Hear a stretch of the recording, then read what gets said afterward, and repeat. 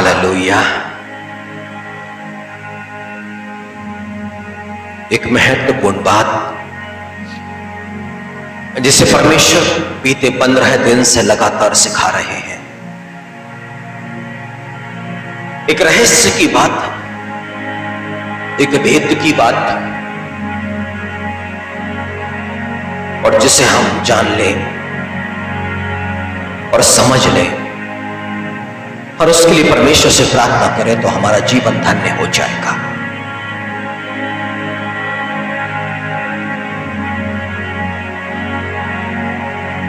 सबसे पहले एक सवाल कि परमेश्वर ने मूसा को चुना,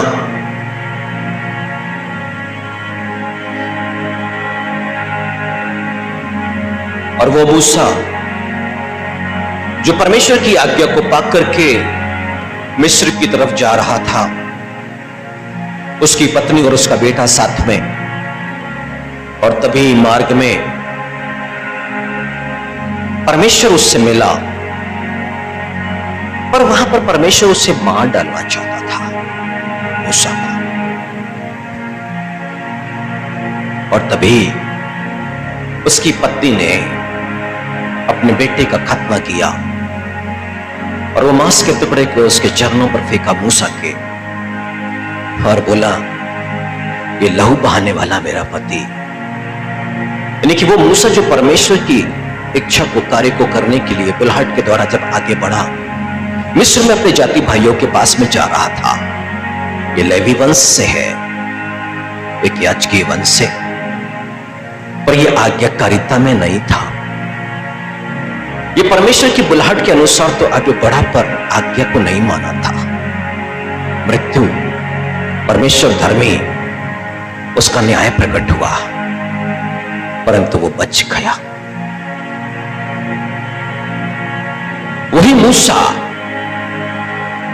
जब इजरायली पानी के लिए कुड़कुड़ाने लग गए, तब परमेश्वर ने मूसा को आज्ञा दी कि आगे जो चट्टान है वहां पे जाके मैं खड़ा रहूंगा, तुझे चट्टान के पास में आकर के सारे पुरानियों को, प्राचीनों को एकत्र करना है, इजराइलियों को, और सबके देखते देखते तुझे चट्टान से बोलना है पानी देने के लिए। परमेश्वर की आज्ञा में, उसके वचन में ना तो बढ़ाना और ना घटाना। और मूसा उस चट्टान के पास में पहुंचा, हारून भी साथ में। परमेश्वर ने चट्टान से बोलने के लिए बोला था, परंतु मूसा ने चट्टान पर लाठी को 2 बार मार दिया। पानी तो आया, पर परमेश्वर क्रोधित हो गए। परमेश्वर ने मूसा और हारून दोनों को कहा, तुम लोगों ने मुझ पर अविश्वास किया और मुझे इजरायलियों के सामने तुमने पवित्र नहीं ठहराया, इसलिए तू प्रतिज्ञा के देश में नहीं जा पाएगा। परमेश्वर कह रहे कि तुम लोगों ने अविश्वास किया, और प्रकाशित वाक्य में लिखा है, अविश्वासियों का भाग आग की झील है, स्वर्ग में प्रवेश नहीं है। मृत्यु से कुछ देर पहले परमेश्वर पर अविश्वास, आज्ञा का उल्लंघन, इसके बावजूद मूसा स्वर्ग में क्यों है? फिर मूसा स्वर्ग में क्या कर रहा है? फिर वो कैसे स्वर्ग में पहुंच गया? परमेश्वर न्यायी है, परमेश्वर धर्मी है। याकूब के नाम पत्र में लिखा हुआ है कि कोई एक बात में चूक जाए, वो पूरी व्यवस्था पे दोषी। सारी व्यवस्था, सब बातों में वो पापी है। फिर एक बात में चूक जाए, और यहां मूसा चूक गया, बावजूद स्वर्ग में क्यों? यीशु मसीह का जब रूपांतरण हुआ, एलिया आया। यीशु मसीह के अंतिम क्षणों के लिए बात करने के लिए परमेश्वर ने भेजा, पर एलिया के साथ मूसा भी मौजूद। मूसा और एलिया प्रभु यीशु मसीह से उस पवित्र पर्वत पर बातें कर रहे हैं। जिस देख के पतरस ने कहा था यहां 3 तंबू बनाए, तो वो मूसा स्वर्ग में कैसे पहुंच गया, उसी का भेद परमेश्वर प्रकट करने पर है। वही रहस्य परमेश्वर दिखाना और बताना चाहते हैं। Hallelujah, hallelujah, hallelujah. तो आइए आंखों को बंद करें। मेरे पवित्र पिता परमेश्वर, प्रभु यीशु मसीह के नाम में दिल की गहराइयों से धन्यवाद करते हैं, जिन बातों को समझाने,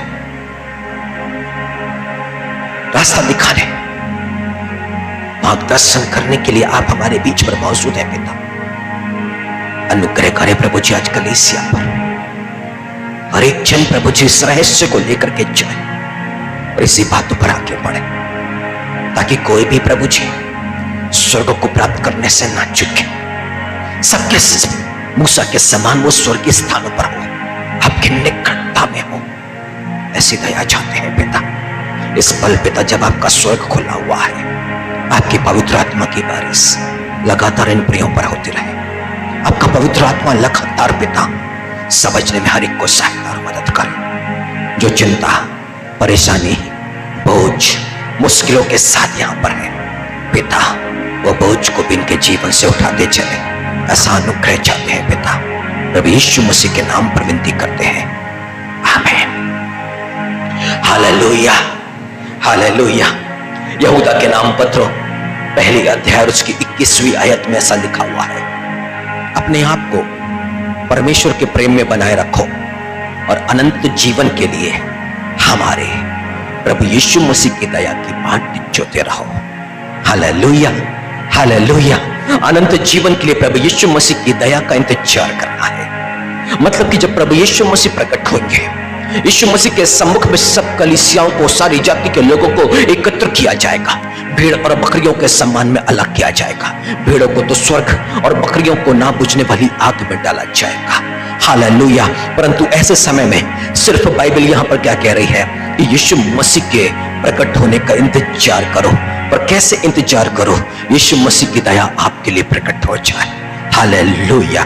क्योंकि कोई भी मनुष्य यीशु मसीह के सामने इस योग्य ना ठहरेगा कि वो स्वर्ग को प्राप्त करे, परंतु हाँ, यीशु मसीह की दया उस दिन आपको स्वर्ग में पहुंचा सकती है। हालेलुया। और इसलिए इंतजार कैसे करना है? यीशु मसीह की दया का इंतजार करना है। उसकी दया हमारे ऊपर में हो जाए उस दिन में जब यीशु मसीह प्रकट होते हैं, या न्याय सिंहासन पर वो बैठेंगे, जब किताबें खोली जाएंगी और जीवन की किताबों को खोला जाएगा न्याय के लिए, हर एक कर्मों के अनुसार व्यक्ति का न्याय किया जाएगा। इंतजार करें कि उस दिन परमेश्वर की दया हम सभी पर हो जाए। हालेलुया। क्योंकि उस कामों के अनुसार तो कोई भी व्यक्ति परमेश्वर के सामने धर्मी न ठहरेगा, उन कामों के अनुसार तो कोई भी स्वर्ग को प्राप्त नहीं कर पाएगा। परंतु हाँ, उस दिन में एकमात्र एक चीज है, तो वो है दया, और वो दया आपको स्वर्ग पहुंचा सकती है। हालेलुया। पर ये दया को कैसे प्राप्त करेंगे?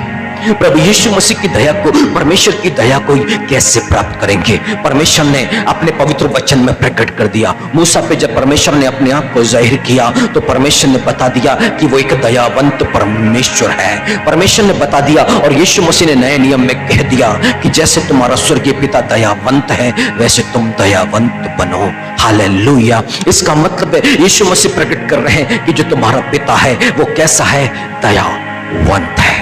Hallelujah, hallelujah. तो मेरे प्रिय भाइयों बहनों, वो परमेश्वर की वो दया, जो दया से वो परिपूर्ण है, दया से वो भरा हुआ है, वो उस दिन भी दया दिखाना चाहता है और आज भी दया दिखाना चाहता है। हालेलुया। लोग परमेश्वर के पास में प्रार्थना के लिए जाते हैं, पर क्या प्राप्त करने के लिए? बीमारी से छुटकारा, समस्याओं से छुटकारा, असफलता से छुटकारा, चिंताओं से छुटकारा। परंतु बाइबल क्या कहती है? आओ उस अनुग्रह के सिंहासन के नजदीक में हे आओ बांध के चले, जिससे हम पर क्या हो?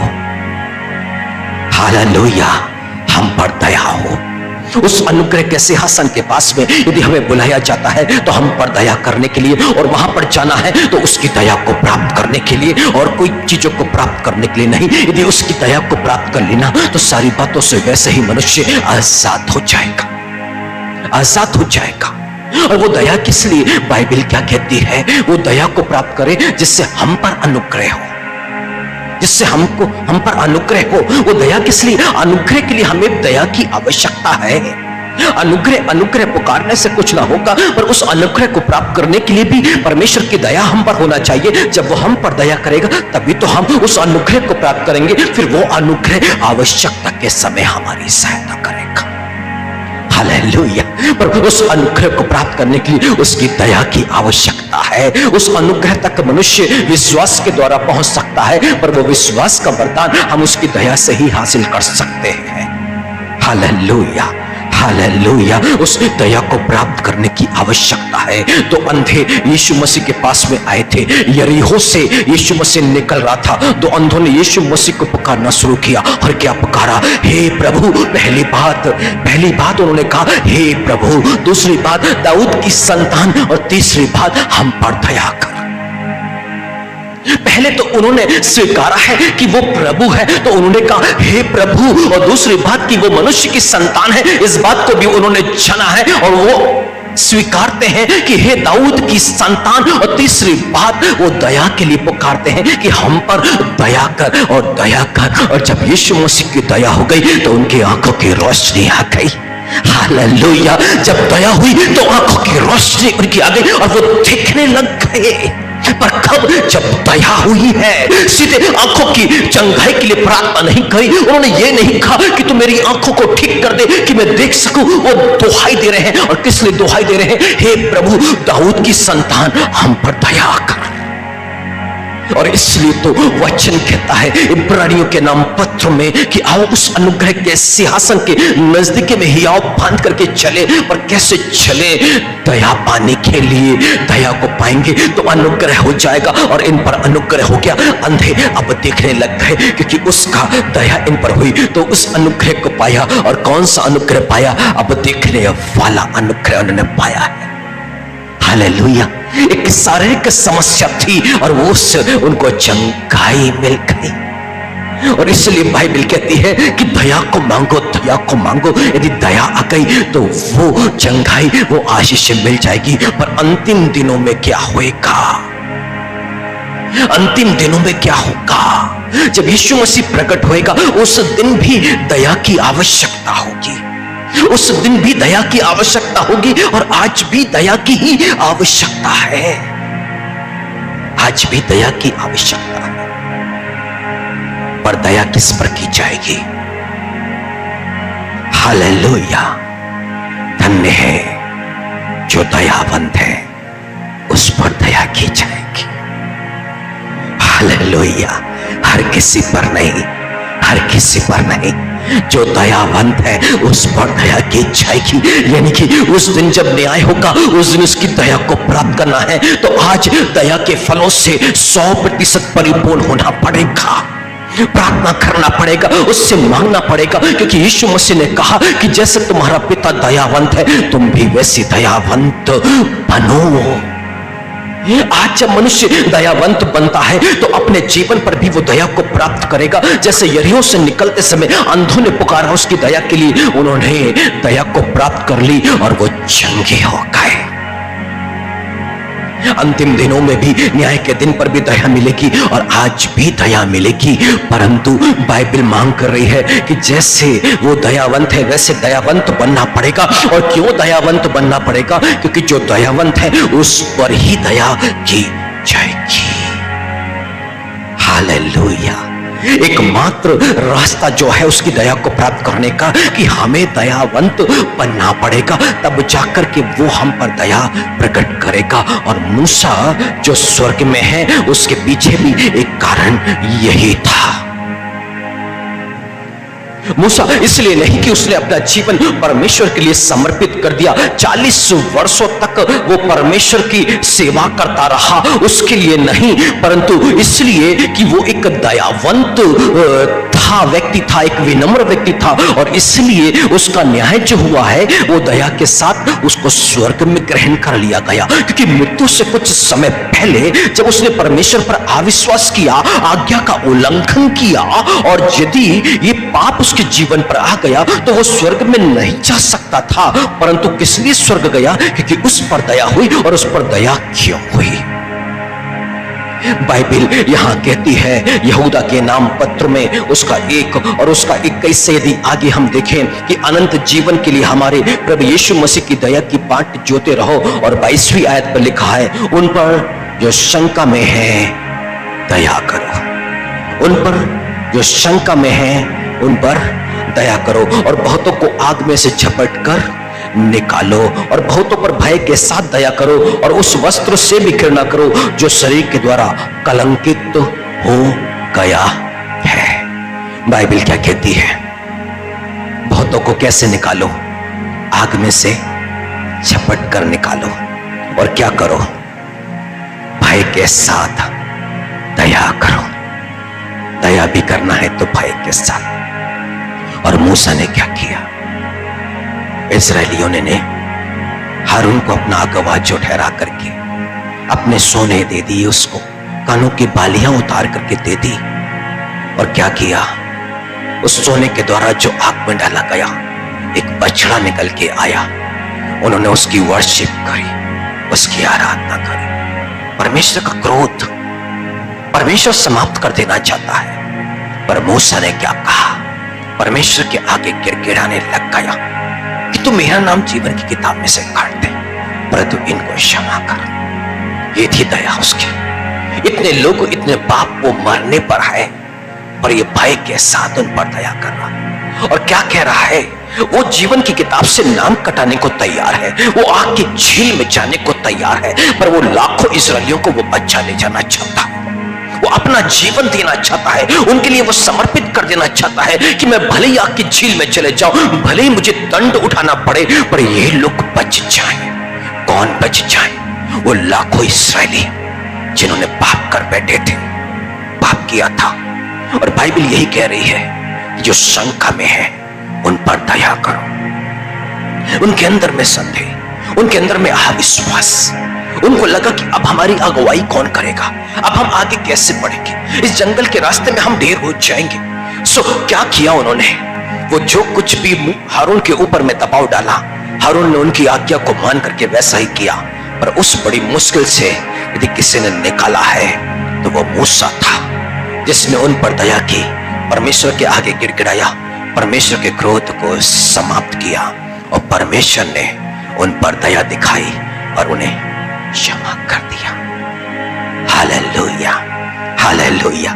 ना जाने हमारे परिवार में, और ना जाने इस शहर में, ना जाने इस देश में ऐसे कितने लोग हैं प्रभु, जिन पर तलवार लटकी है, जिन पर न्याय परमेश्वर का, जिन्होंने अपने जीवन पर व्यभिचार में, मूर्ति पूजा में, पाप में, दलदल में फंसा हुआ जीवन को, धोखा और विश्वासघात में अपने जीवन को व्यतीत किया। वो मरने की स्थिति में है, परंतु वो क्या चाहता है? जो शंका में है उन पर भय के साथ में दया करो, दया करो।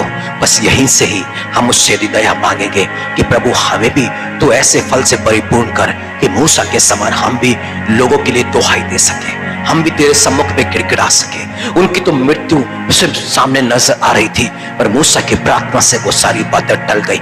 वो बचा लिए गए, उस पाप से वो बचा लिए गए, और परमेश्वर उनकी अगुवाई करने को तैयार हो गया कि ठीक है, परमेश्वर तो उनके साथ साथ चलना नहीं चाहता था, अपने स्वर्गदूत को भेजना चाहता था जो उन पर कोई भी कोमलता नहीं करेगा। पर मूसा की प्रार्थना ने परमेश्वर को वहां पर लेकर के आया, और परमेश्वर एक बार फिर बादल और आग के खंभे के रूप में उनके आगे आगे चलने को तैयार हो गया। आज हम लोगों को बचा सकते हैं उनके लिए प्रार्थना करके, उन पर दया दिखा करके।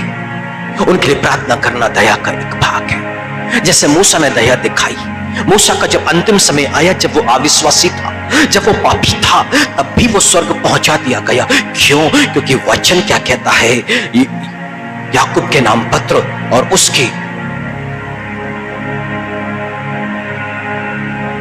दूसरी अध्याय और उसकी 13वीं आयत में लिखा है, जिसने दया नहीं की उसका न्याय बिना दया के होगा। दया न्याय पर जयवंत होती है। हालेलुया। सोचिए, मूसा पापी ठहराया गया है, मूसा ने अविश्वास किया है, उसने आज्ञा का उल्लंघन किया है और अपने मृत्यु के एकदम नजदीक समय है उसका। वो प्रतिज्ञा के देश में इस पाप के कारण नहीं जा पा रहा है, तो वो स्वर्ग में कैसे जा सकता था? परंतु उसकी दया जो थी, उसके अंदर में जो महान दया थी, उसके कारण परमेश्वर ने अपनी दया उस पर प्रकट करी। परमेश्वर के दिल को उसने अपने प्रति में दयालु कर लिया और परमेश्वर ने क्या किया? उसके उस गुनाह को माफ किया और स्वर्ग में ग्रहण किया, क्योंकि लिखा है दया न्याय पर जयवंत होती है। Hallelujah, hallelujah. मेरे प्रिय भाइयों बहनों, परमेश्वर ये सिखाना और बताना चाह रहे हैं कि ये देह को छोड़ करके हमें भी तो एक दिन जाना है, पर हम पर भी दया हो जाए और हम भी स्वर्ग में ग्रहण कर लिए जाएंगे। और यही तो वो चाहता है कि इन दिनों में जब तक हमें पृथ्वी पर रहने का अवसर मिला है, ये मौका मिला है, इस अवसर को हमें क्या जानना है? बहुमूल्य जाना है। ये अवसर को हम अपने हाथों से जाने ना दें, जाने ना दें। Hallelujah, hallelujah. मैं गवाही देता हूं, मैं जब चर्च के लिए अभी आ रहा था और अचानक एक बहुत बुजुर्ग स्त्री लाठी को देखते हुए एकदम से किनारे से निकली, रोड में मेरे सामने आ गई और हाथ फैलाया उसने। और मेरी जेब में पैसे नहीं थे, कुछ सिक्के पड़े थे। मैं निकल आया, मैं आगे आया। फिर आगे जब आया तो मैंने कहा, पवित्र आत्मा ने मुझे बताया कि तू दया पे प्रचार करने जा रहा। मैंने बैग किया, गाड़ी वापस गया, उस बूढ़ी स्त्री के पास में पर्स निकाला, जो कुछ था डाल दिया। प्रभु तू मुझे दयालु कर, तू मुझे दयावंत बना। मैं कठोर होकर गुजर रहा था यहां से, मैं नहीं समझ पा रहा था, परंतु आते आते मैं परखा गया और मैं प्रार्थना करके निकला था घर से, प्रभु तू कलीसिया को दयावंत बनाना, पर किसी परीक्षा में मत डालना, बुराई से बचा लेना। हालेलुया। मैंने अपने लिए भी प्रार्थना किया था, प्रभु तू दयावंत बना, पर परीक्षा में ना ला, बुराई से बचा। एक बुराई होते होते रह गई। हालेलुया। एक परीक्षा सामने आई, उससे पास होके आगे चला गया। Hallelujah, hallelujah. वो परमेश्वर सिखाता है, बताता है। इन पलों में वो सिखाना और बताना चाहता है कैसे दयावंत हो सकते हो आप। जब दयावंत हो तो आप अपनी चिंता ना करो, दूसरों की भलाई के लिए जीवन को जियो, अपना जीवन दूसरों के लिए समर्पित कर दो।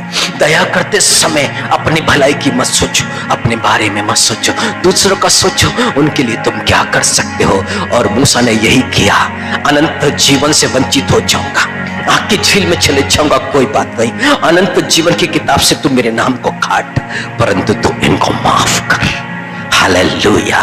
परमेश्वर ने कहा, जिसने पाप किया है मैं उसका नाम जीवन की किताब से काटूंगा, जिसने पाप किया है उसका नाम जीवन की किताब से काटूंगा, मैं तेरा नाम नहीं काटूंगा। क्योंकि मूसा ने पाप नहीं किया था उस वक्त, पर एक पल आया जब उससे पाप हो गया और जब उसका नाम जीवन की किताब से काटा जा सकता था, न्याय की तलवार उस पर थी, आग की झील में डाला जा सकता था, परंतु उस समय वो दयावंत था उन लोगों के लिए, तो परमेश्वर भी उस पर दयावंत हो गया। क्योंकि लिखा है, धन्य है जो दयावंत है, उस पर दया की जाएगी। हालेलुया। एक आज्ञा ना मान करके ये पापी हो गया था, परंतु फिर भी दया के फल बहुत अयस्से थे और इसलिए इस पर दया की गई। Hallelujah, hallelujah. ये मूसा कोई एक बार दया नहीं करता है, व्यक्तिगत जीवन में इसके ऊपर में हारून और उसकी बहन मरियम ने दोष लगाना शुरू किया, उसकी निंदा करनी शुरू करी और ये मूसा की वो बुराई करते हुए बैठे थे और परमेश्वर ने सब बातों को सुन लिया। और परमेश्वर ने क्या किया, हारून और मरियम पे वो नाराज हो गया, क्रोधित हो गया और यहां तक कि मरियम पूरे शरीर पर कोढ़ की बीमारी हो गई। अब ऐसे समय में हारून मूसा के पास में पहुंचा और मूसा से विनती की कि तू प्रभु से प्रार्थना कर ताकि इसकी जो काया है, इसकी जो देह है वो ठीक हो जाए, इस बीमारी से ये बलि चंगी हो जाए। मूसा फिर परमेश्वर के पास में पहुंचा और कहता है, हे ईश्वर कृपा कर और इसको चंगा कर। उसने परमेश्वर से कृपा को मांगा, उसकी दया को मांगा मरियम के लिए। परमेश्वर ने बोला उसने पाप किया है, क्या वो एक सप्ताह राज्य से अलग रह नहीं सकती या छावनी से अलग रहने, क्योंकि जिन्हें कोढ़ हो जाता था वो छावनी के अंदर में नहीं हो सकते थे, उन्हें छावनी से बाहर निकाल दिया जाता था। परंतु एक सप्ताह का दंड, परंतु मूसा की प्रार्थना से वो बचा ली गई। हालेलुया। व्यक्तिगत जीवन में उसकी बुराई की जा रही है, व्यक्तिगत बातों को लेकर के मरियम और हारून उसकी निंदा कर रहे, उसकी बुराई कर रहे, परंतु मूसा के दिल में ना दया है, मूसा के दिल में दया है। और मूसा क्या करता है, उस दया के ही कारण उनके लिए परमेश्वर के आगे गिड़गिड़ाता है। क्यों? क्योंकि वो दया के फलों से परिपूर्ण है। और इसलिए जब उसने पाप किया और जब न्याय की तलवार उस पर आई तो उस पर परमेश्वर की दया हो गई। क्यों? क्योंकि दया न्याय पर जयवंत होती है और वो उस न्याय से बच गया और स्वर्ग में ग्रहण कर लिया गया और एलिया के साथ अब वो प्रभु यीशु मसीह के सम्मुख में मौजूद है। हालेलुया। परमेश्वर इसी महान रहस्य को तो प्रकट करना चाहता है। परमेश्वर के स्वर्ग के अंदर में कोई भी पापी प्रवेश नहीं कर सकता है, परंतु मूसा पर परमेश्वर की दया ही थी कि वो स्वर्ग में प्रवेश कर पाया। और क्यों ये दया? क्योंकि बाइबल ऐसा कहती है, मत्ती के सुसमाचार 18वें अध्याय में किसी व्यक्ति ने कहीं पर ना हजार तोड़े, 10,000 तोड़े या 1,000 तोड़े उसने क्या लिया था? कर्ज लिया हुआ था। और जब उस महाजन ने उसको बुलाया कि भाई ये मेरा कर्ज चुका नहीं पा रहा है, उसको लेकर के आओ, उसकी पत्नी को लेकर आओ, उसके बच्चों को लेकर के आओ और सब कुछ बेच करके कर्ज चुकाया जाए। उसको लाया गया और जब वो खड़ा हुआ तो वो विनती करने लग गया, क्षमा मांगने लग गया और कह रहा था कि धीरज धर, मैं चुका दूंगा, धीरज रख, मैं चुका दूंगा। परंतु उस महाजन के दिल में क्या थी? दया थी। वो उस पर तरस खाया और बोला इसको छोड़ दो, इसको जाने दो। उस पर दया प्रकट कर दी गई। अब वो परमेश्वर क्या चाहता है कि जैसे उस पर दया की गई है, अब वैसे ही उसको अपने साथियों पर दया दिखानी चाहिए। यानी कि हम पर भी तो दया हुई है और उसकी दया के चलते हम लोग यहां बैठे हैं। हम सब उसके दया के पात्र हैं। हमारे जीवन पर कुछ आश्चर्य कर्म उसने किए हैं और कुछ करने जा रहा है। बहुतों के जीवन पर यहां पर कुछ परमेश्वर करने जा रहा है। वो जीवित प्रभु है, आपके जीवन पर कुछ उसकी योजना प्रकट होने पर है। वो चाहता है आपको आशीषित करने, आप पर दया करने के लिए। एक कनानी स्त्री यीशु मसीह के पास में आई है, उसकी बच्ची को दुष्ट आत्मा सताती है, वो परेशान है, बहुत ज्यादा परेशान है, वो छुटकारा नहीं पा रही है। पर यीशु के मसीह के पास में आई तो क्या कहती है? हे प्रभु दाऊद की संतान, मुझ पर दया कर, मुझ पर दया कर। वो दया के लिए पुकार रही है। यीशु मसीह तरस खाएगा, वो दया से परिपूर्ण होगा, तब जाके उसको चंगा करेगा। वो बात की बात, पर पहले क्या मांग रही है? वो उसकी दया, उसकी दया को। हालेलुया। आज हमें हर पल के जीवन में उसकी दया की आवश्यकता है। आज यदि हम जीवित हैं और यहां पर बैठे हैं तो उसकी दया के कारण में, क्योंकि ऐसा ही लिखा है कि उसकी महाकरुणा का फल है कि हम मर नहीं गए, हम जीवित हैं उसकी आराधना के लिए। हम यहां पर हैं। आज का दिन हम जिएंगे, आज का दिन हम व्यतीत करेंगे। उसने जो आनंद दिया है, शांति दी है, उसका हम आनंद लेंगे। परंतु प्रत्येक भोर उसकी दया नहीं होती है, प्रत्येक भोर उसकी दया नहीं होती है। आज सुबह उसकी दया हमारे लिए प्रकट हुई है, पर उसके पास में जाना है तो किस लिए जाना है? उसकी दया को प्राप्त करने के लिए, उसकी दया को प्राप्त करने के लिए। आज सुबह भी उसकी दया ही प्रकट हुई है। आज जीवन में हम बीमार हैं, तकलीफ में हैं, परेशानी है, इसके लिए प्रार्थना की आवश्यकता नहीं। आज उसकी दया की आवश्यकता है। हमें उसकी दया को प्राप्त करने की हमें आवश्यकता है। हम उसकी दया के लिए दुहाई दें, उससे प्रार्थना करें कि हे दाऊद की संतान, मुझ पर दया कर, हे दाऊद की संतान, मुझ पर दया कर। पर कब दया करेगा वो? धन्य है जो दयावंत है, उस पर दया की जाएगी। वो इजरायली लगातार कुड़कुड़ा रहे हैं, बुड़बुड़ा रहे हैं और प्रार्थना भी करते हैं, पर उन पर दया नहीं। परंतु उन पर दया किस कारण से हो रही है? जब मूसा प्रार्थना करता है। मरियम इस योग्य नहीं है कि वो परमेश्वर की दया को प्राप्त करे, उसने निंदा करी है। एक समय में है, नूह का बेटा हाम तीन बेटे में से मझला बेटा हाम उसका नाम है, उसने अपने पिता की निंदा करी कि पिता नग्न अवस्था में पड़े हैं। अपने दोनों भाइयों को बोला, उस पर परमेश्वर का दंड आ गया। और ये मरियम है जो परमेश्वर की याजक है, जिससे परमेश्वर आमने सामने बात करता है, वो उसकी निंदा कर रही है। सो उसके ऊपर में दंड क्यों नहीं आएगा? उनका वंशज तो आज तक दंड भोग रहा है, पर मरियम एक हफ्ते में भली चंगी हो गई। क्यों? क्योंकि मूसा ने उसके लिए दया के लिए प्रार्थना करी। हालेलुया! क्योंकि वो दयावंत है ना, और जब जब वो पुकारता है तो उस पर दया की जाती है।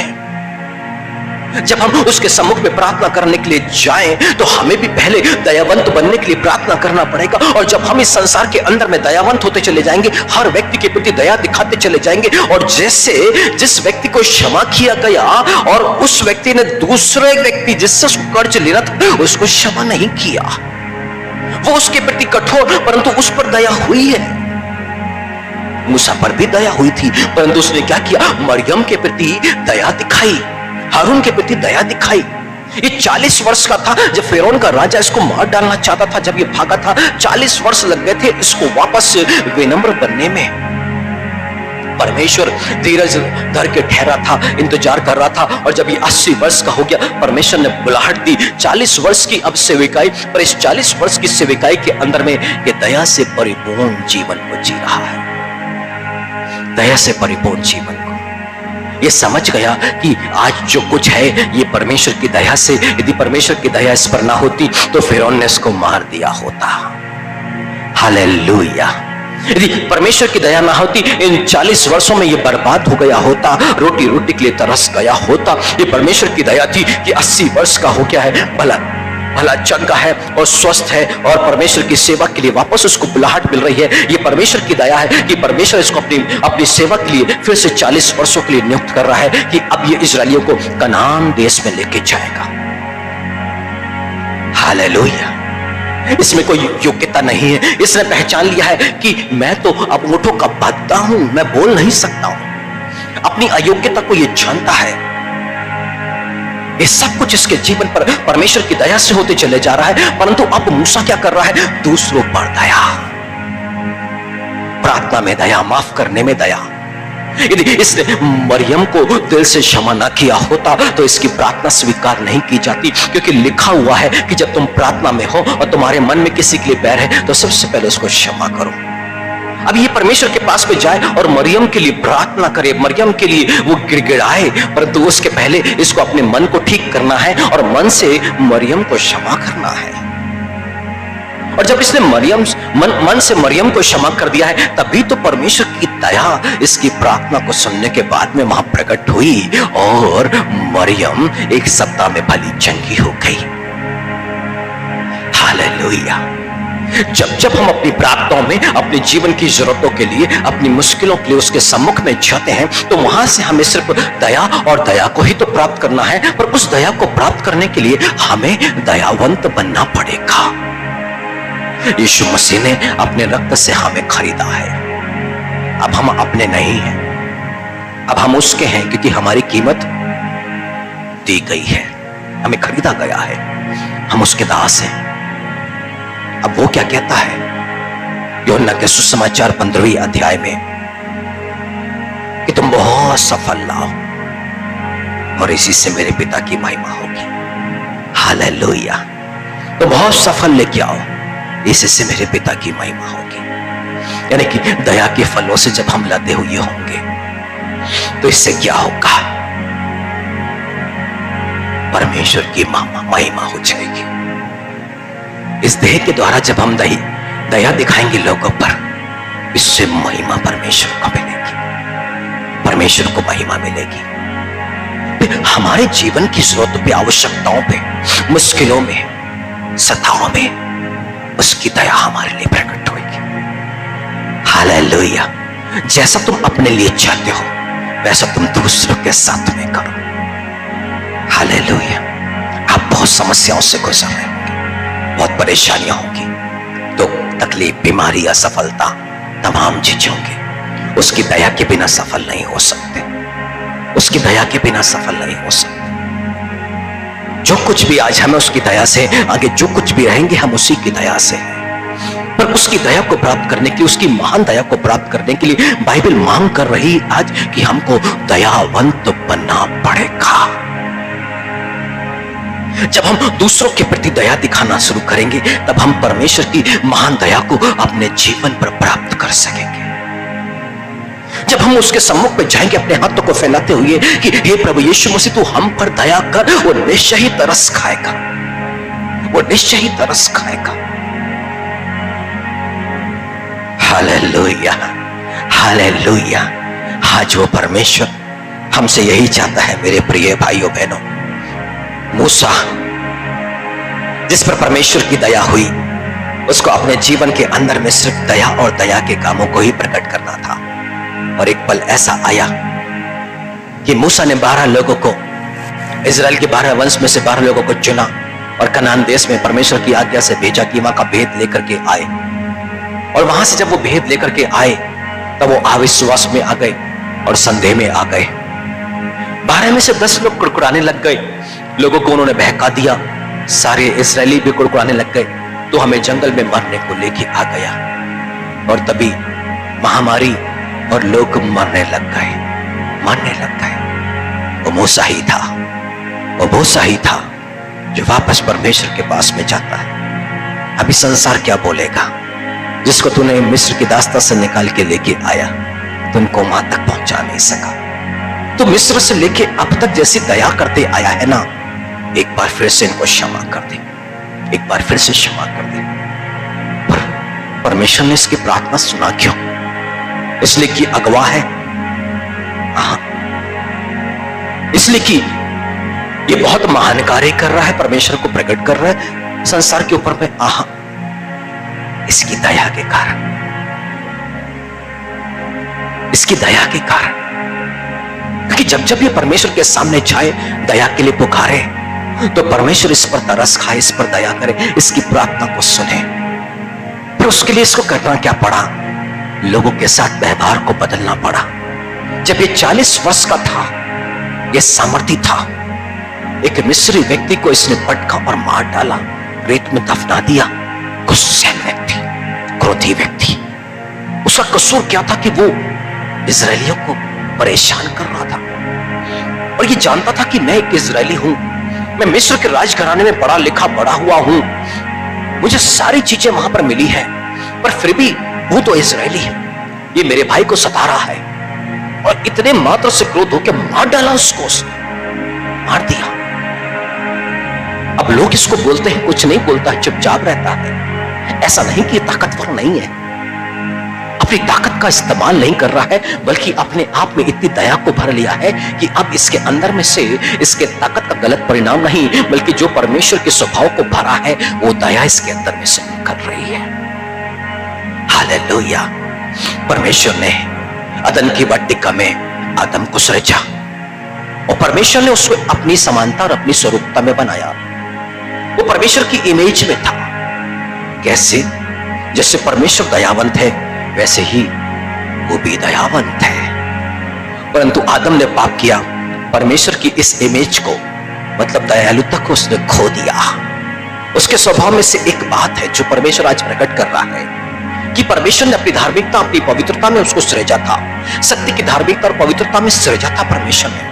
पर उस सत्य की धार्मिकता और पवित्रता के में एक स्वभाव होता है दया, और वो आदम में दया थी। पर जब उस अजगर ने, इब्लिस ने उसको बहका दिया, उसकी पत्नी को, और ये पापी हो गया, जब इसकी संतान उत्पन्न हुई तो वो परमेश्वर की इमेज में नहीं, मतलब वो किसकी इमेज में? वो अपने पिता की इमेज में पैदा हुई है। मतलब कि उस पे दया नहीं थी। हालेलुया। और हमने देख भी लिया, कैन में दया नहीं थी, अपने भाई को घात किया, उसने मार डाला। दयावंत होता तो कभी घात नहीं करता, कभी उसको मारता नहीं, वो अपनी ताकत का गलत इस्तेमाल वो नहीं करता। और मूसा बदल चुका है।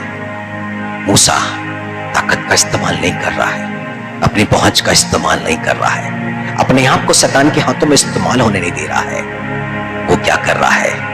परमेश्वर के लिए इस्तेमाल हो रहा है। परमेश्वर इस पृथ्वी के लोगों को बचाना चाहता है और वो परमेश्वर के आगे इसी उम्मीद और आशा से पहुंच गया कि तो उनको जीवन दे, उनको तो प्रतिज्ञा के देश में पहुंचा।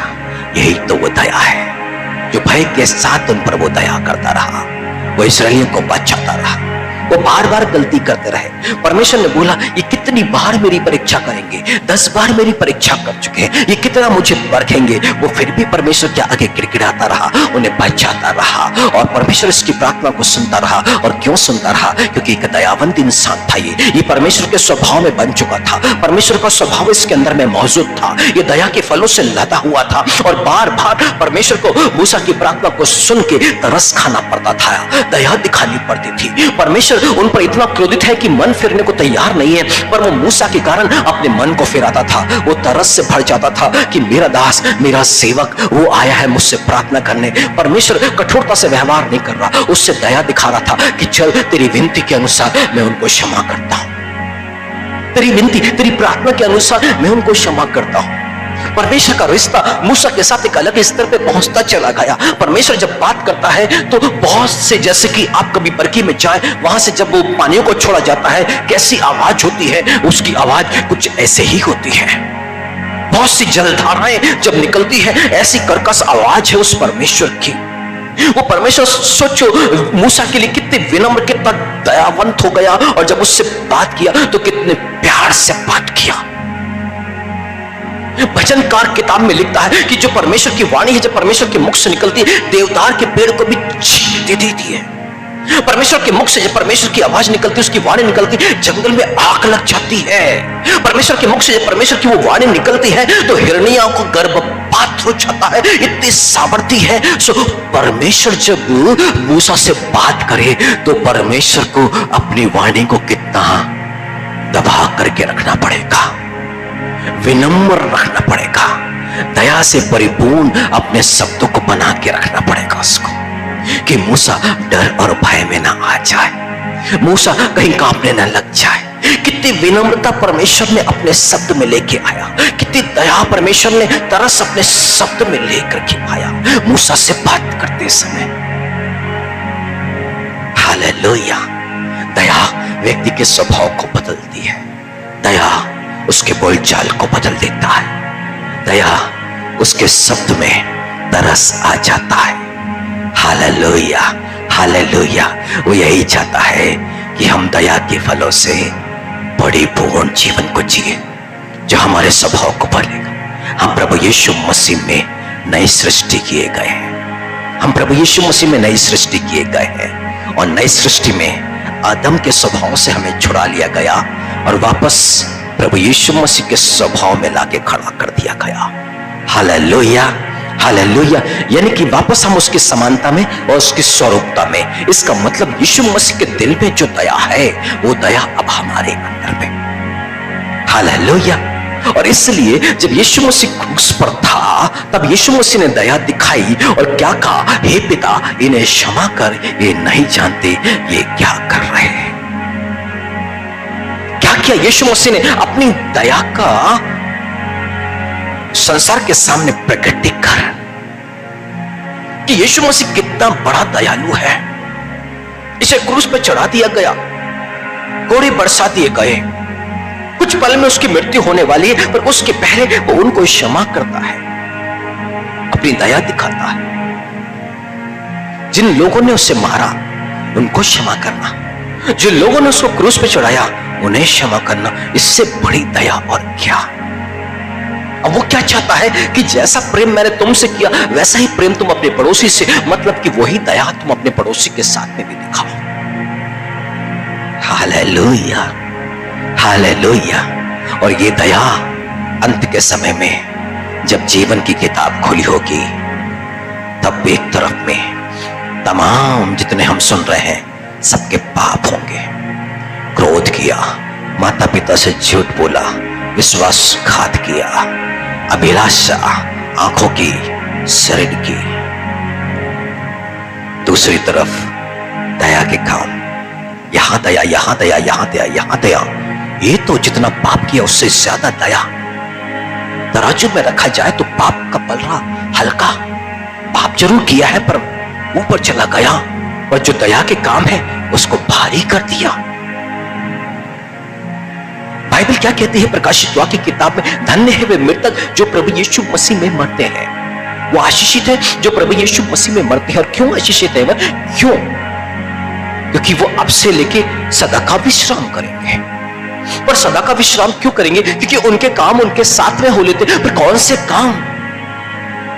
दया के काम, जिसे धर्म का काम कहते हैं। दया का काम।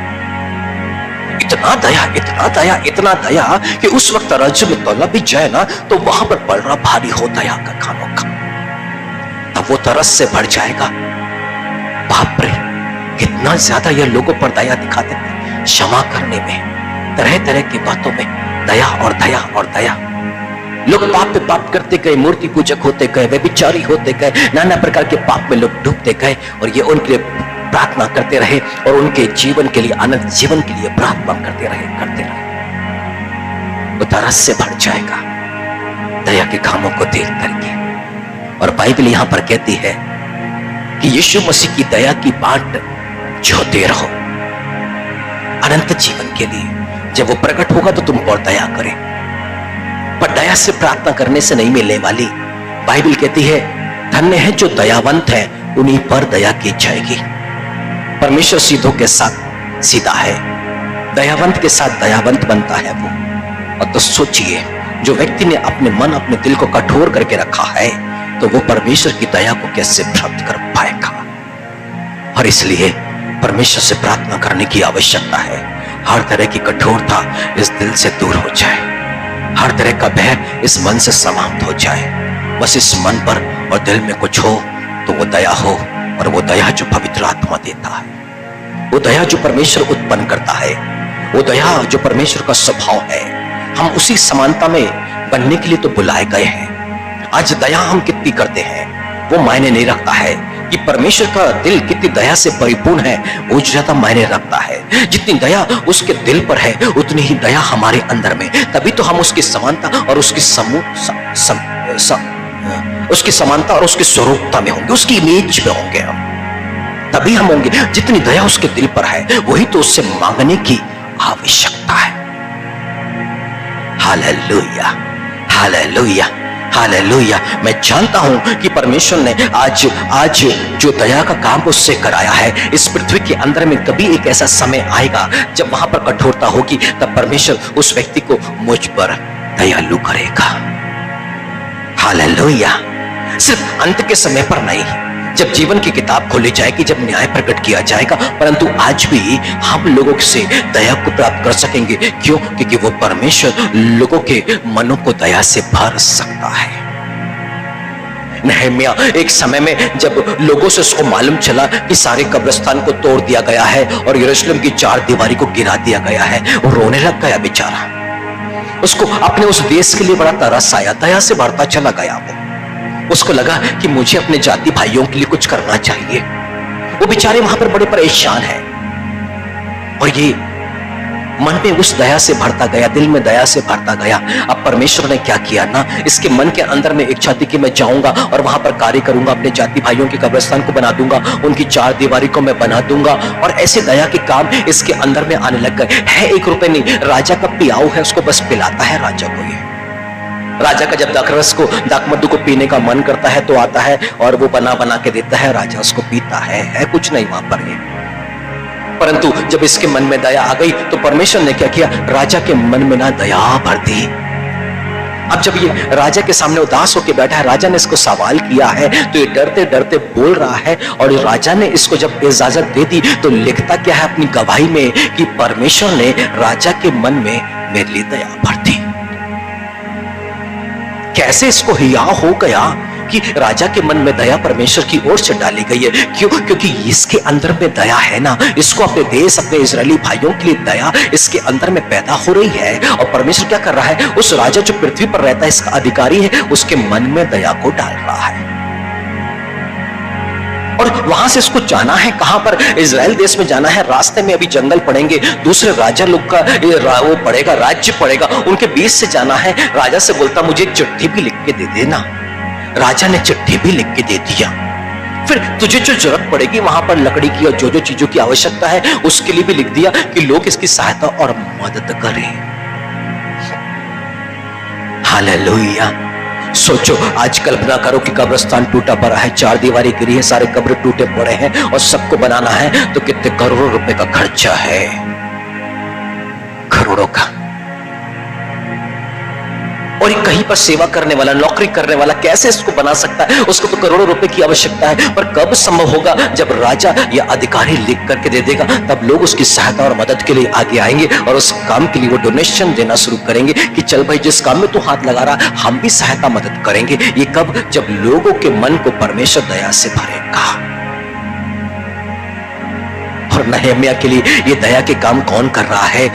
परमेश्वर। और क्यों कर रहा है? क्योंकि नहम्याह के दिल में दया है, दया है। हालेलुया। यदि मनुष्यों की दया को प्राप्त करना है, यदि प्रभु यीशु मसीह की दया को प्राप्त करना है, परमेश्वर की दया को प्राप्त करना है, तो हमें दयावंत बनना पड़ेगा। हम जितनी लोगों के लिए दया दिखाते चले जाएं, उतना ही हम सभी लोगों से दया को प्राप्त कर सकते हैं। एकमात्र रास्ता है और कोई रास्ता नहीं है अनंत जीवन में पहुंचने के लिए, आग की झील से बच जाने के लिए। एकमात्र रास्ता है कि हम दयावंत बनते चले जाएं और खुद अपने प्रयास से, अपनी सामर्थ्य से हम ना करें, बल्कि प्रार्थना करें, प्रभु तू कुम्हार, हम मिट्टी है, तो तू हमें उठा और बना। कैसे बना? दयावंत बना। उसका पवित्र आत्मा जो हमारे दिल पर मौजूद है ना, वो पवित्र आत्मा के 9 फलों से भरा हुआ, उसमें एक फल दया भी है। और पवित्र आत्मा है और दया उत्पन्न नहीं हो रही है, इसका मतलब पवित्र आत्मा बुझा हुआ है। पर उस पवित्र आत्मा को कार्य करने की आवश्यकता है, मतलब दया के फल को प्रकट करने की आवश्यकता। उसका प्रकटीकरण होएगा, पर प्रार्थना के साथ में होएगा। हम जितनी प्रार्थना करते जाएंगे, उतना वो प्रकट करते चले जाएगा फलों को। और जितना ये दया का फल हम पर लगते चले जाएंगे, पहले 10 गुना, 20 गुना, फिर 30 गुना, फिर 60 गुना और फिर 100 गुना, फिर क्या हो जाएगा? 100 गुना फल जब हो जाएगा, तब क्या हो जाएगा? तब मनुष्य ऐसे नहीं,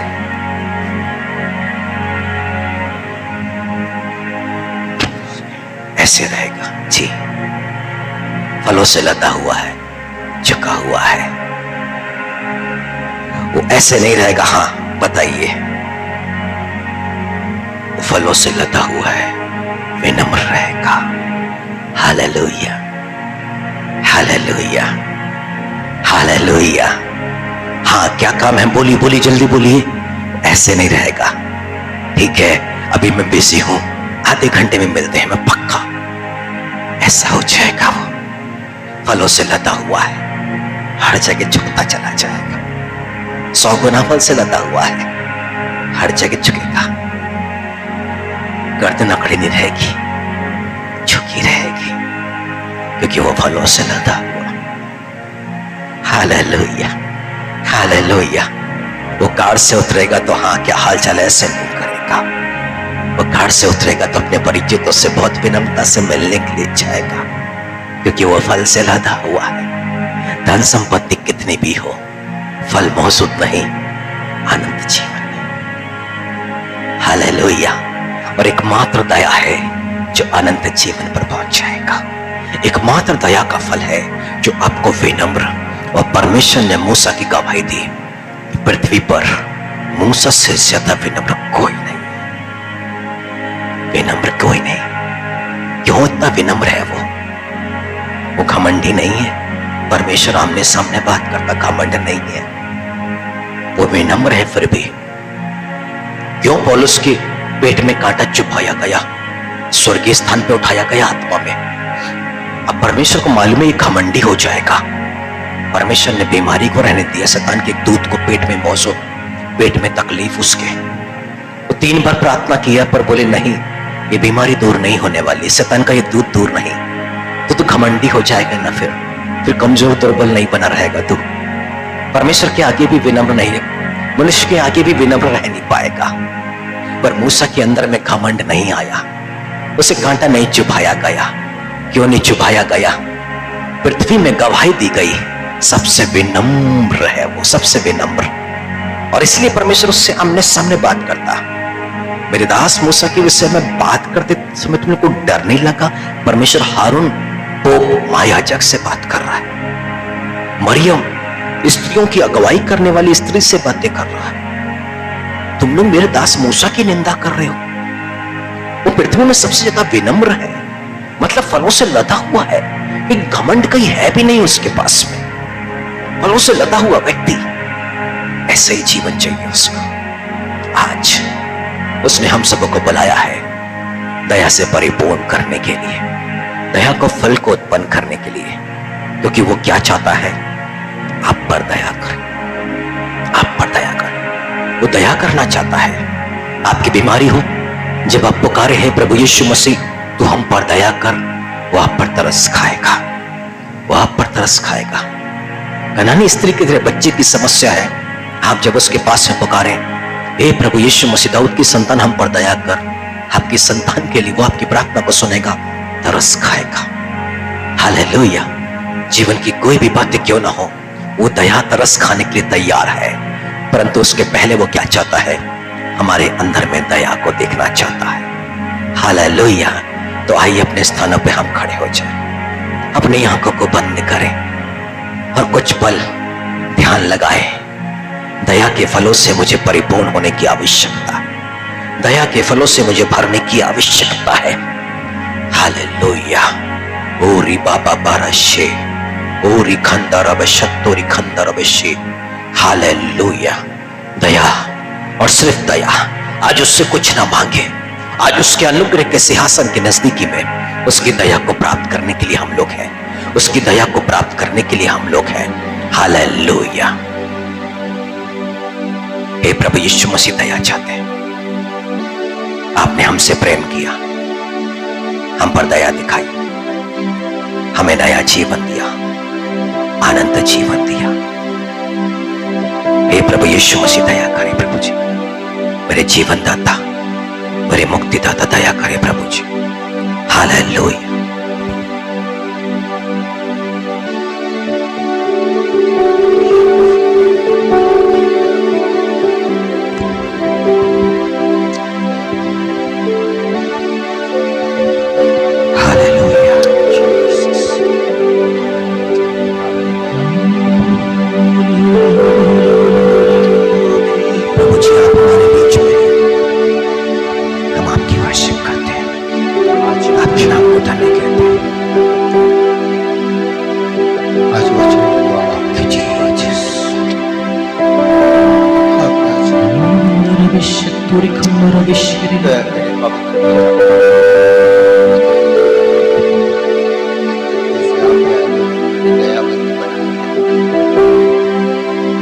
यीशु के नाम पर हमें दयावंत बनाएंगे। धन्यवाद आपके बच्चे।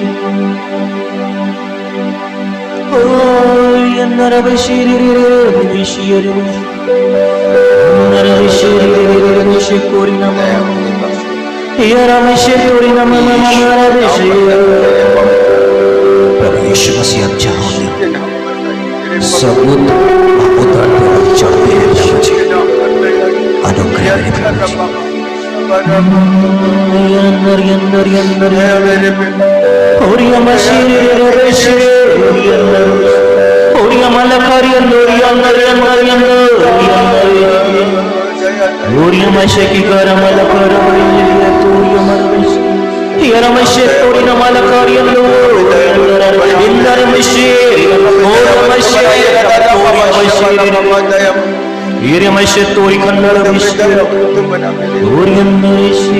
मेरे प्रभु जी।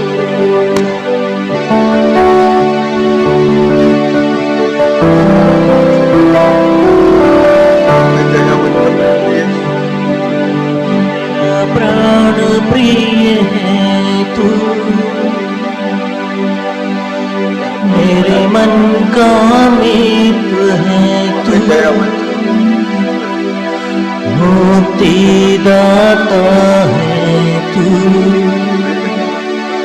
जीवन दाता है तू,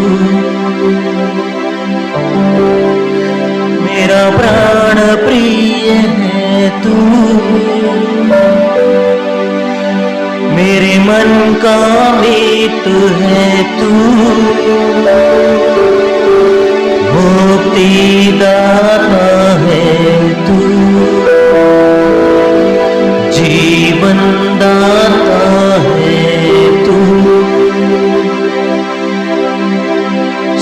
सोने चांदी से भी कीमती है तू, सोने चांदी से भी कीमती है तू, हीरे मोती से भी खूबसूरत है तू, हीरे मोती से भी खूबसूरत है तू, मेरे यीशु, प्यारे यीशु, मेरे यीशु, प्यारे यीशु। दया मेरे यीशु, दया चाहिए प्रभु जी, हमें दया के फल से भरने की आवश्यकता है प्रभु जी, क्योंकि आप चाहते हैं प्रभु जी। हम तो निकम्मे दास प्रभु जी, जो आपने बोला हमने किया प्रभु जी, परंतु आज एक बार फिर प्रभु जी ये निकम्मे दास अपने हाथ को आपके हाथ में सौंपते हैं प्रभु जी। जब तक इस संसार में आपने हमें जीवन दिया है, प्रत्येक भोर हम पर आप अपनी दया को नई करते हैं प्रभु जी। प्रत्येक भोर हम पर भी प्रभु जी ऐसा अनुग्रह करें कि हम लोगों के प्रति और दयावंत हो जाए प्रभु जी। प्रत्येक भोर प्रभु जी एक दया के साथ में हम शुरुआत करें प्रभु जी, हमारा जीवन दया के फलों से परिपूर्ण हो प्रभु जी, हमारे दया के कार्य 100 गुना प्रभु जी। एक मिट्टी के नाई आपके हाथों में हम अपने आप को सौंपते प्रभु जी, हम सभी को ग्रहण कीजिए।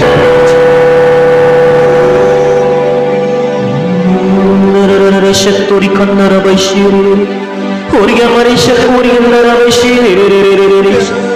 आइए मेरे प्रिय, अपने हाथों को उठा लें और निश्चय वो यहाँ पर है आपको भरने के लिए, आपको भरने के लिए, आपको भरने के लिए। प्रार्थना करें, आज हाथ थकता है, थकने दीजिएगा, वो सहारा देगा। मूसा के हाथों को ऊंचा करने के लिए 2 सहारे मौजूद थे। आप प्रार्थना करें, स्वर्गदूतों की छावनी है आपको हाथ को रखने के लिए इस पल में। स्वर्गदूत आपके हाथों को संभालेंगे। और भी माता भरा शेखर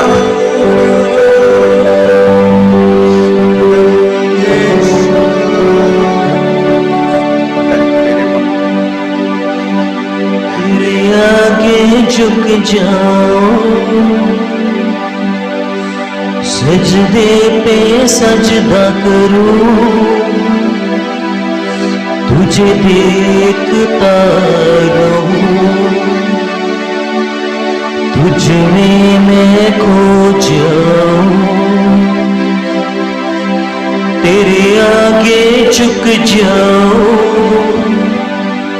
सजदे पे सजदा करूं, तुझे देखता रहूं, तुझ में मैं खो जाऊं। हाँ मेरे यीशु मसीह, आज कलीसिया आपने खो जाना चाहती है। धन्यवाद करते हैं कि आपके स्वर्गदूत लगातार प्रभु जी यहाँ पर बने हुए हैं।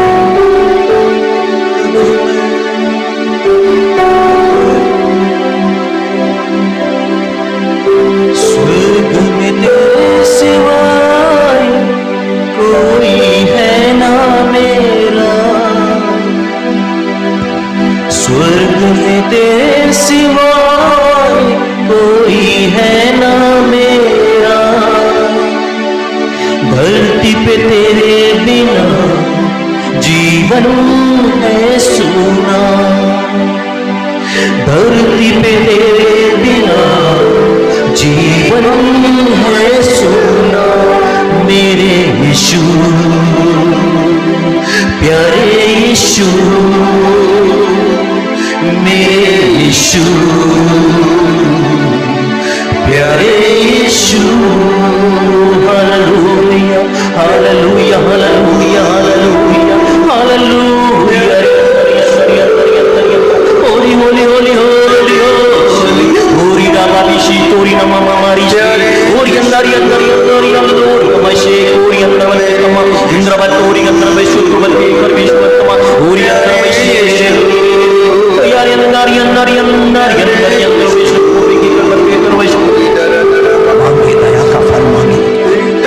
आप पर तरस खाना चाहता है अनंत जीवन के लिए। वो आपकी बीमारी, आपकी कमजोरी, आपकी दुर्बलताओं पर तरस खाना चाहता है, पर वो चाहता है दया दया और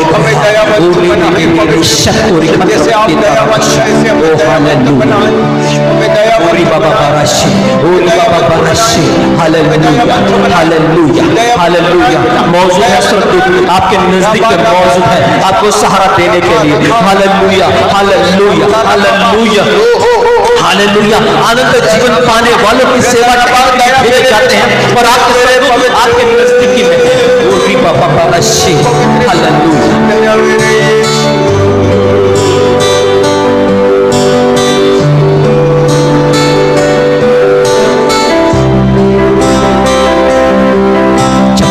पर से हम उन्हें लाना चाहें और जंगल फलदायक बारी ना बने और फलदायक बारी फिर बनना की जाए, तभी तक अशांत रहेगा मन, दुख और तकलीफें रहेगी। क्योंकि जब पवित्र आत्मा आएगा तो हालेलुया वहां पर धर्म आएगा और वहीं पर शांति भी आएगी और वहां पर आनंद भी आएगा। ओ हालेलुया। वो आ चुका है, मंडरा है, उसकी अग्नि मौजूद है, उसकी सामर्थ्य मौजूद है, वो पवित्र आत्मा यहाँ मौजूद है। हालेलुया। वो प्यासी धरती पर जल को बरसाएगा। ओ रिबेशी, हालेलुया।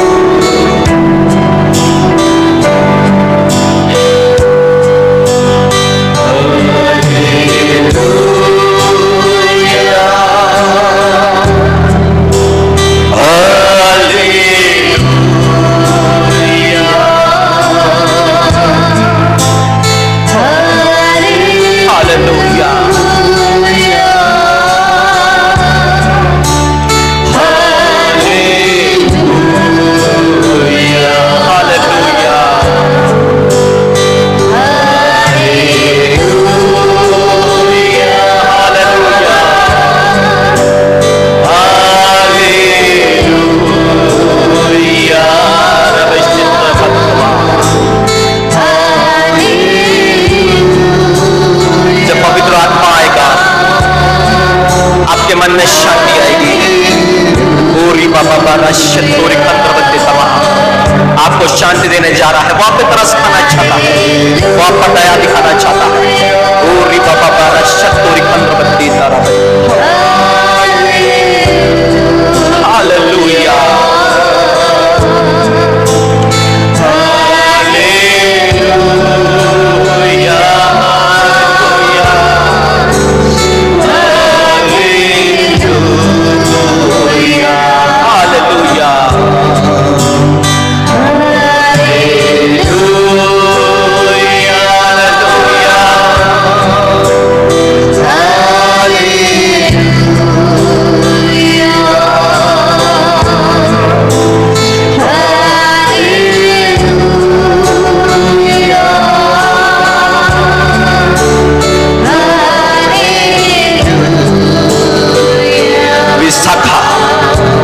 विशाखा परमेश्वर ने एक नाम दिया है, वो चाहे ऑनलाइन हो या हमारे बीच। परमेश्वर ने कल ये नाम दिया था जब हम सभी लोग प्रार्थना में थे। परमेश्वर इस बहन पर दया दिखाना चाहता है। विशाखा कल जब सभी लोग प्रार्थना में थे, पवित्र आत्मा ने इस नाम को दिया और बताया कि इससे प्रभु यीशु मसीह बहुत प्रेम करते हैं। ये मन में बड़ी उदास है, जीने की इच्छा इसके अंदर में समाप्त है। प्रभु इसके जीवन पर अपनी दया, अपने तरस को उड़ेल रहे हैं। बहन विशाखा, बहन विशाखा, परमेश्वर तेरे पर अनुग्रह कर रहा है, तुझे वो आशीष दे रहा है। Hallelujah hallelujah hallelujah. मेरे पवित्र पिता, इस विशाखा बहन को जहां कहीं भी है आपके हाथों में हम सौंप रहे हैं। प्रभु जी दया करे, प्रभु जी दया करे। प्रभु जी इस विशाखा बहन पे मन के शांति के लिए मांगते हैं पिता आपसे। ओ हालेलुया, आपकी चुनी हुई है प्रभु जी, आपने नाम लेकर के बुलाया है प्रभु जी, और हम धन्यवाद करते हैं प्रभु जी, इसके जीवन पर आप अद्भुत कार्यों को प्रकट कर रहे हैं। Hallelujah hallelujah hallelujah. ओरी बाबा बाराशे, हालेलुया। परिवार में जहां अशांति है वहां पर पवित्र आत्मा का अभिषेक आ रहा है, शांति की स्थापना के लिए, शांति की स्थापना के लिए। अपने हाथों को ऊंचा उठाए और अपने परिवार के लिए शांति को पाले। ये शांति आपको ऊंचाई पर लेके जाएगा। ये शांति आपको बीमारी से बचा लेगी। ये शांति आपको शैतान के बंधनों से बचा देगी। ओ रिहंदर अवश्य, हालेलुया, हालेलुया, हालेलुया। वो दया कर रहा है आपके परिवार पर। वो इस संसार में आया इसलिए कि शैतान के कार्यों को समाप्त करे और आपके परिवार पर वो कार्य करना शुरू कर चुका। शांति की स्थापना हो रही है। क्रोध को उत्पन्न करने वाली, चिड़चिड़ापन, क्रोध आने वाली आत्मा यीशु मसीह नाज़री के नाम से आपके जीवन से, आपके परिवार से जा रही है। यीशु के नाम, यीशु के नाम, यीशु के नाम, यीशु के नाम, यीशु के नाम। धन्यवाद प्रभु यीशु मसीह एक छुटकारे के लिए धन्यवाद करते हैं। और निश्चय ही प्रभु जी, आज जब कलीसिया दया के फलों के लिए पुकार उठी है, आने वाले समय में हम आपकी महान दया को इन पर देख सकेंगे। धन्यवाद करते हैं। आदर भी आपको, सम्मान भी आपको देते हुए इस प्रार्थना विनती को धन्यवाद के साथ यीशु मसीह नाज़री के नाम पर करते हैं। आइए हम मिलकर वही प्रार्थना करें जो प्रभु यीशु मसीह ने सिखाई। हे हमारे पिता, आप जो स्वर्ग में हैं, आपका नाम पवित्र माना जाए, आपका राज्य आए, आपकी इच्छा जैसे स्वर्ग में पूरी होती है वैसे पृथ्वी पर भी पूरी हो। हमारे दिन भर की रोटी आज हमें दे, जैसे हमने अपने अपराधियों को क्षमा किया वैसे आप हमारे अपराधों को क्षमा करें। परंतु परीक्षा में न ला, परंतु बुराई से बचा, क्योंकि राज, पराक्रम और महिमा सदा तेरी ही है। आमीन। अब हमारे पिता परमेश्वर का प्रेम, प्रभु यीशु मसीह का अनुग्रह, पवित्र आत्मा की सहभागिता आप सभी के साथ में युगान युग तक होती रहे। आमीन। हालेलुया।